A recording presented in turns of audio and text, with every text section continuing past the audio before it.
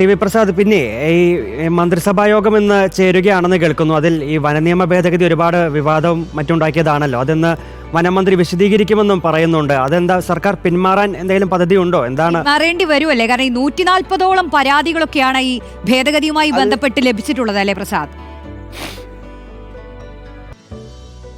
അതെ റോഷ്നി, പരാതിയെക്കാളും ഉപരിയായി അതൊരു വലിയ പ്രശ്നം മലയോര മേഖലയിലെ ജനങ്ങളിൽ ഉണ്ടാക്കിയിട്ടുണ്ട് എന്നുള്ളതാണ്. വനനിയമ ഭേദഗതിയിലെ ചില വ്യവസ്ഥകൾ, ആ വ്യവസ്ഥകൾ ഒരിക്കലും അംഗീകരിക്കാൻ കഴിയില്ല എന്ന രീതിയിലേക്ക് ജനങ്ങളാകെ മലയോര മേഖലയിൽ വരുന്ന ഒരു ഘട്ടത്തിൽ അതുമായി മുന്നോട്ട് പോകുന്നത് എത്രത്തോളം സുഗമമാവും എന്ന ഒരു വിലയിരുത്തലിലേക്ക് സംസ്ഥാനം കടക്കുകയാണ്. അതിന്റെ ഭാഗമായി ഒരുപക്ഷെ ആ ഭേദഗതി ചില വ്യവസ്ഥകൾ അത് പിൻവലിക്കാനുള്ള സാധ്യതയുണ്ട്. എന്തായാലും ഇന്ന് അത് സംബന്ധിച്ചുള്ള അന്തിമ തീരുമാനം ഉണ്ടാവും. മാത്രമല്ല, ഇപ്പൊ PV അൻവറിന്റെ വിഷയമായാലും ഇനിയിപ്പോൾ പ്രതിപക്ഷം ജാഥ നടത്തുന്നതും ഇതെല്ലാം ഈ ഭേദഗതിയുടെ കൂടി ഭാഗമായിട്ട് തന്നെയാണ്. നിരന്തരം ഉണ്ടാകുന്ന വന്യജീവി ആക്രമണം, അതെല്ലാം നോക്കി നിൽക്കുക എന്നല്ലാതെ മറ്റൊന്നും സംസ്ഥാനത്തിന് ചെയ്യാൻ കഴിയാത്ത ഒരു സ്ഥിതിയുണ്ട്. അപ്പോൾ ഈ വനനിയമ ഭേദഗതി അവർ മുതലെടുത്തു കഴിഞ്ഞാൽ അത് സർക്കാരിന് വലിയ ക്ഷീണമുണ്ടാക്കും എന്ന തിരിച്ചറിവിന്റെ അടിസ്ഥാനത്തിൽ ഒരുപക്ഷെ ഇതിലൊരു പിന്മാറ്റം ഉണ്ടാകുമോ എന്ന കാര്യത്തിലെല്ലാം ഇന്നറിയാൻ കഴിയും. എന്തായാലും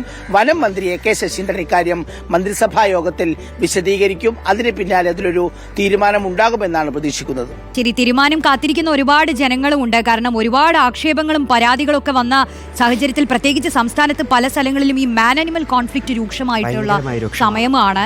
അതിലൊക്കെ ഒരു പരിഹാരം കാണുക എന്നുള്ളത് ഏറ്റവും അടിസ്ഥാനപരമായ ആവശ്യമാണ് ആ ജനതയുടെ.